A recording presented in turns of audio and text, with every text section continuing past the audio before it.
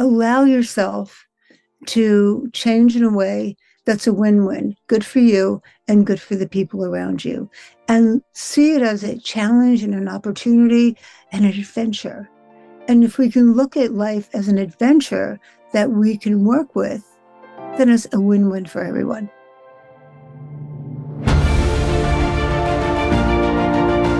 Hello and welcome to the Daily Helping with Dr. Richard Schuster.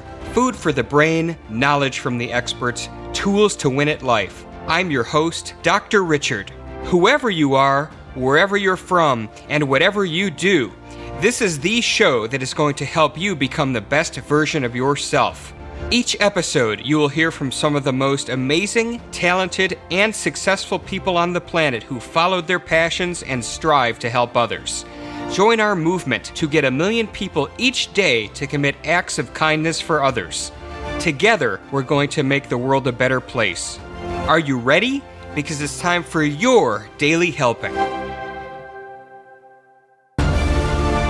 Thanks for tuning into this episode of the Daily Helping Podcast. I'm your host, Dr. Richard, and our guest today is brilliant and amazing. Her name is Dr. Sharon Livingston. She is a best-selling author, speaker, and thought leader in the fields of career coaching and qualitative market research. She has worked with dozens of Fortune 100 companies while interviewing more than 64,000 people. It's a lot of people in the last 30 years. Articles either about or by Dr. Livingston have appeared in Forbes, Psychology Today, the New York Times, the Washington Post, the Daily News, the Wall Street Journal, Newsday, New York Post, Business Week, Ad Week. My goodness, I could go on and on. There is so much to talk about. Dr. Sharon, welcome to the Daily Helping. It is awesome to have you with us today. Oh, thank you. I'm really, really happy to be here and I've been looking forward to talking to you. So this is great. So we are excited as well. And I know we've got a brand new book to talk about too, but you've been a luminary in your field for a long time now. Take us back, jump us into the Dr. Sharon time machine and tell us what put you on the journey you're on today. So I started out, working on my education. And while I was doing that, I would work at night doing interviews for marketing research. I got a local job on the phone interviewing people. And it turned out that I was making money doing that. And I was promoted in the little company I was working with. And then there was an opportunity to work for a large corporation. I went there and I couldn't work on my PhD on my dissertation. So I left and my boss there said, "Don't worry, I'll give you focus groups." So that's how it started. I started doing focus groups, and you have 3 sets of power dynamics happening there. You've got what's going on in the front room. I've got 8 people sitting there, and they've got all their personalities and whatever, getting them to work cooperatively within 2 hours, which is something, if you're running a therapy group, takes maybe 6 weeks to, get them on board. So I only had them for an hour. I had to build that. Meanwhile, I've got all these observers in the back room who have their own agendas. And so I was beginning to learn about where the power was and how different people interacted. And then over the last number of years, as you well know, the whole idea of power in the workplace has shifted. It used to be you'd get a job, you'd go to some place like Kodak, for example, and it was like a marriage. And you were adopted into the family as someone that was taken care of by the management. And all of a sudden that changed. All of a sudden, like in the 80s, I think, was when we started getting all these people, from other countries who could do the work for very inexpensive, and they started laying people off from large companies. And then instead of it being a good thing that you were someplace for a long time, it became a disadvantage. And so what people had to do was reset their thinking about how to grow in their careers. And it worked a lot better if they didn't get pigeonholed into a position, which was more likely if you stayed in the same place. Oh, I can tell you stories about it from clients and what they experienced. And particularly now, like since COVID-19, and then, with all the stuff going on in the country now, that it was a ripe time to help people rethink their careers and how they navigated the world today.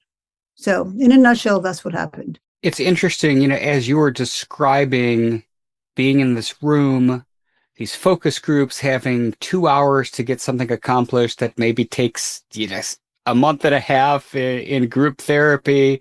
And you're a psychologist, so you know that as well as anybody.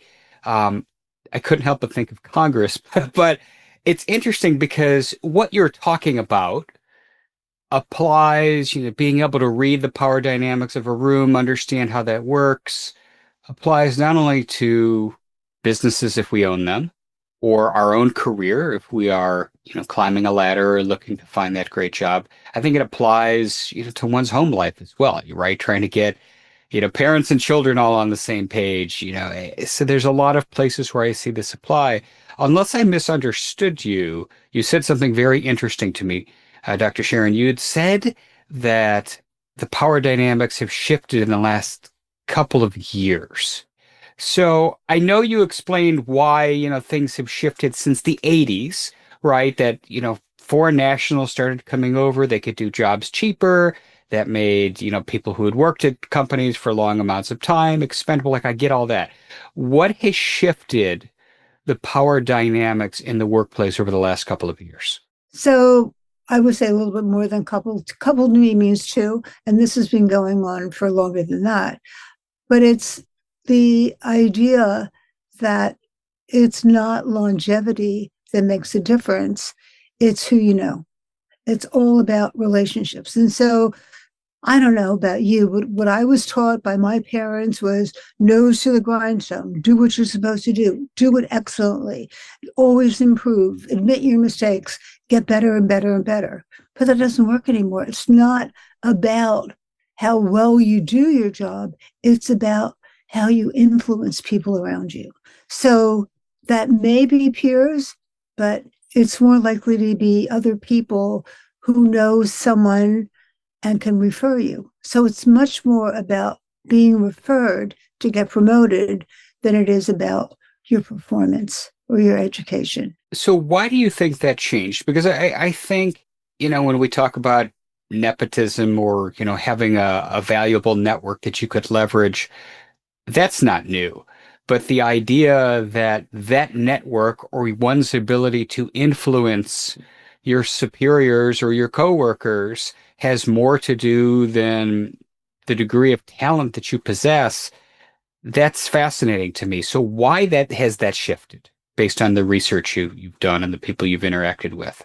I think that the people that you work with and the people you report to, they need to have an advocate and someone who can help them do their job better.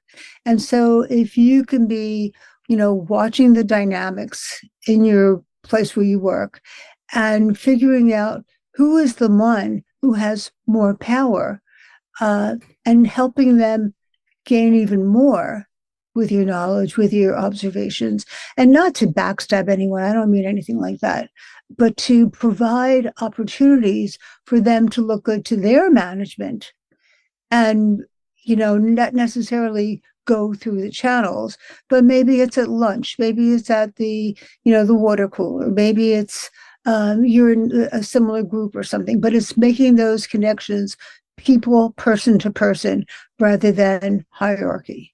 And I think that's what's happened.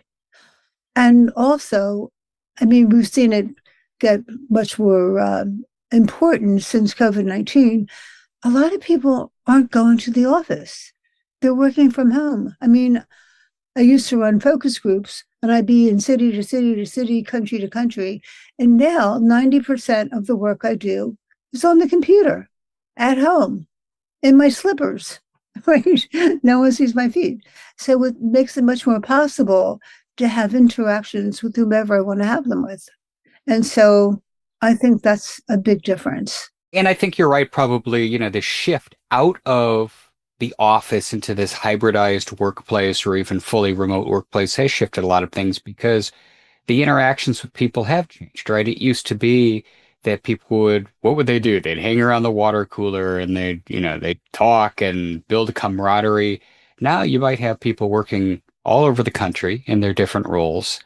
And if there are meetings to get things done, not meetings to gossip and be friendly. And so even how people build relationships in the corporate world has radically shifted. So I think your book is very timely, ironically called Power Dynamics, because that's what we've been talking about, right? So I'm curious, why did you decide to write that book now, right? These changes have been going on for a little while, but why did you feel, Dr. Sharon, like this had to come out right now? It's interesting. One of my clients is a brilliant man with a PhD, and he was brought into an environment about 6 years ago, and he was brought in to do something with social unrest, and his PhD was about managing conflict, in social situations. And so there was, I don't remember what the position was exactly, but he was hired for that position, and then they didn't have that position. So they gave him some other work, and he did that work. It was not his training, it was something they gave him.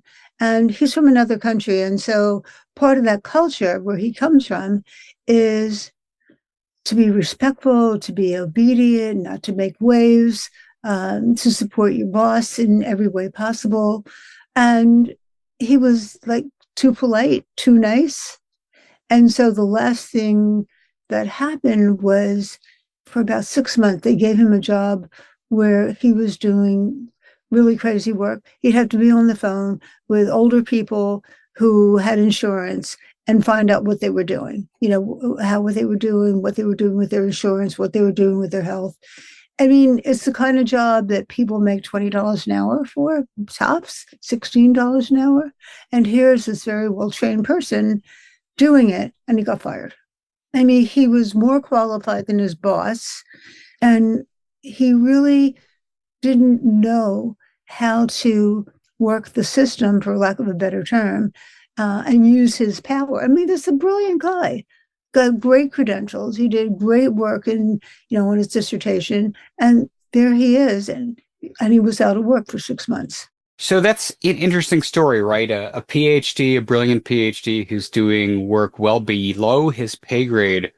What are the lessons to take from that for the listeners? So one of them is that you need to have relationships. You need to build relationships. They probably are not about reporting order. They're about who makes the decisions, who, really helps the company to grow. How can you help them to grow? And it's about helping everyone. If you're in a meeting, rather than trying to be the star of the meeting by talking or talking too much, listening and waiting for the right moment. Maybe you're the second or third or fourth person to talk, with talking, slowly, talking deliberately, sitting up straight in your chair, having the right posture, and slowly giving a short input that's meaningful. And then all of a sudden, you become the person in the room that they're listening to. So it's learning how to have an impact, learning how to at least show confidence, even as you're learning to have confidence. And I think that's what's important. I think that's what he needed to do and that he's been working on. And so, particularly at this time when the job market is so horrible, I mean, that is a big part of why I wrote it also. I mean, this kids coming out of college, they don't get jobs. So they need to know how to present themselves in a way that they will be recognized. You said a couple of things that intrigued me, and you talked about this gentleman who's the PhD. I'm presuming an older gentleman. All right, probably not a millennial. 38. 38. Okay, so younger than I thought. But what I'm hearing from you are things that kind of line up with what we've seen generationally with respect to shifts in the workplace. I think Bob Berg was really the first luminary to bring light to this, that corporations should be about helping people, having a mission, right? Bob Berg was one of the original guests on my show many, many years ago. And what I really like about him and his book, The Go-Giver, and his philosophy is that he was very much ahead of the curve with respect to mission-focused corporatism, right? So as millennials entered the workplace and now younger generations, the focus shifted away from just revenue to employees wanted to work at a place where they felt like they were contributing to the good of the world in some way. Whatever the mission of the business really needed to align with the mission of the person, right? Or at least have enough overlap to where their person would feel a sense of fulfillment. And so now you're saying things like that it's really important to help other people, to not dominate a meeting, let other people feel heard. I mean, these are characteristics that, really probably, for Gen X and boomers, these were not characteristics that were prominent in the workplace, right? It was simply merit and achieve the goals and move on to the next thing. So I think a lot of what you're talking about probably has to do with these younger people are now coming up into managerial roles. And as leaders, then you're seeing this kind of trickle down effect of, people first, mission centric, doing good, a rising tide rises all ships, and whatever other analogies that I'm not coming up with, right? Like, so I feel like that's a big part of it. But you said something else, and I think will definitely, be of interest to many people listening to this show. People coming out of college today are not getting jobs. And there's a lot of reasons for that, not the least of which is artificial intelligence. And I know a number of industries where you're never going to find a job anymore because AI can do it better than you. And we are not at this tipping point. AI is a topic that's come up a couple of times. We've done episodes here over the years, last couple of years in particular. The general consensus is the machines aren't coming to kill us like in the Terminator anytime soon, but your skill sets are less critical than ever because large language models can do a lot of your tasks better than you. So for somebody coming out of college, is it more than just being a good listener, being a good teammate? What are the things that people who are trying to break into the market or trying to find a job in a new industry where they maybe don't have as much experience as the next person, what advice does your book give that person? So what's really important is to take a look at the development. So with AI, for example, the job that I had no longer exists. And, talk about who this affects. What about people who've been in a job for 20 or 30 years? And what are they going to do? Their job is gone. How do they support themselves?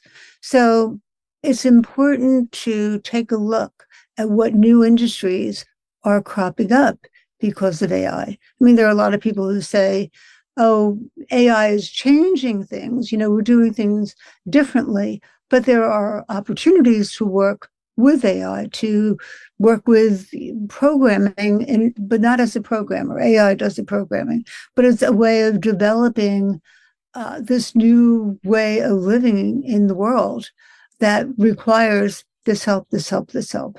And so they have to go and learn what that is and figure out how to get trained in it. Do you see with the clients that you work with, because you work with some really big companies, Fortune 100 companies, how are they pivoting with AI and how is that affecting their employees? So, for example, in the qualitative research industry, they're doing less of that. They're doing a lot less of it. And, I experiment with AI. I've got 3 different AI companies that I work with, programs, and I play with them. I ask them questions. I ask them to ask me questions. And I asked them if they could create a focus group, for example, and what would they do? And they do it. So there have been a lot less projects in focus groups. So that's how I came into part of my work is by doing focus groups. So I think that we're in a holding pattern in certain ways that we have to be observing what's happening and where we need to go. We're at a pivot point. And I think we don't know exactly where the business world and where the work world is pivoting to. And at the same time, I think it's really critical to maintain our humanness and our compassion for other people. And the more we can help other people, the more we help ourselves. And I don't know if that's a good answer or not for that question, but I mean, that's what I've always thought anyway. It's part of what I believe in. I don't want to make money at somebody else's expense. I think, Dr. Sharon, that's probably the only answer right now, because like you said, we don't actually know where this is going, but keeping our humanity seems to be crucial, because if we lose that, we lose everything. So it makes a lot of sense. So I want to go back to your book. You've given us, some really good insights as to how the workplace has shifted. What are the things that matter now, really? What doesn't matter anymore? What are some other things that are in power dynamics that will be of value to the reader when they pick this book up? I think that we need to understand silence. For example, some of the people that I work with, they just talk, talk, talk, talk, talk, talk. And they don't realize that their anxiety through over talking actually puts them in a bad position. So that this is a time in particular where we need to learn how to listen. Active listening, for example, the way we do in therapy, but hearing other people, showing that you are supporting them, helping them with what they're afraid of. They're all afraid. Everybody's afraid, in this climate. So I think that's a critical thing. And the idea of when to talk and when not to talk is critical, because if you are silent when you should have an opinion, that looks bad. And when you are talkative, when you're blurting out something that cuts off other people, that's a bad thing. So it's learning when to talk and when not to, how to manage the silence, how fast you talk. There are a couple of commentators that I like to listen to, and some of them talk like this. They talk so fast, it's actually hard to understand their point. And I hate that. Like, wait, what's wrong with you? Why is this person talking so fast that I can't even understand what they're saying? And so I think learning how to talk, learning how to present, and using your voice and your silence as a way of communicating confidence is really key to doing well in this industry, in this time.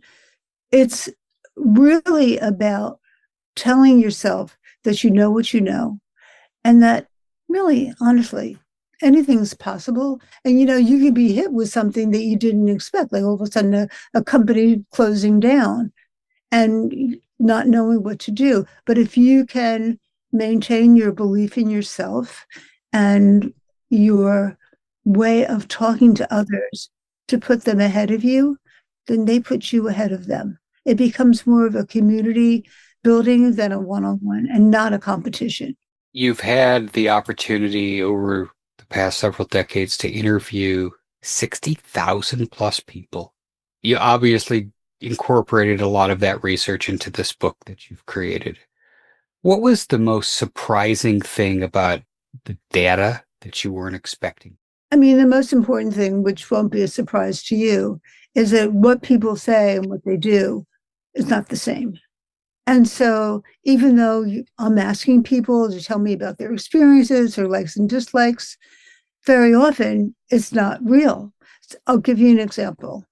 I was running a series of interviews with psychiatrists on Abilify. Abilify was changing what it was for to include anxiety and depression. And in the back room was my Shih Tzu, along with one of my clients who loved this dog. He just loved this dog. And so we had done, I don't know, 15 or 18 out of 20 of these interviews. And the next psychiatrist was about to walk in. He said, Sharon, why don't you take Stewie into the front room? I said, oh, you're kidding. I said, well, what if he blows the interview? And he said, well, we have plenty of them. It's no big deal. Do you want to try? I said, okay. So I go to the door to invite the doctor in, And I say, doctor, I've got my little puppy here and he's been whining a little bit. Would you mind if I brought him in? Oh, no, I love dogs. So I brought Stewie into the room. Stewie, I had all these papers that I was showing him. I had all different, versions of information. And I had them on the floor in neat little piles. Stewie did this. He went right up to the pile and started digging in them. And so I had to pick him up and put him on my lap. I didn't say a word. I picked up the puppy and put him on my lap and continued the interview without interrupting. I just kept going. Stewie is a Shih Tzu. Shih Tzus snore. I mean, really a loud snore. Stewie is snoring through this hour-long interview. And then he stopped. And so at the end of the interview, I said, so doctor, I have a question for you. He said, sure. I said, what was it like having the dog in the room? I said, well, I have to tell you. I know I'm supposed to tell you what I really think and feel. But I've been in this situation before where I found myself wanting to say what I thought they wanted me to say. And so I sometimes bent the truth a bit. But when I saw how you were with your dog, I realized that there was room for me to be myself. And I was like, whoa. And that was how that interview ended, which was how do we give people permission to really say what they think and feel?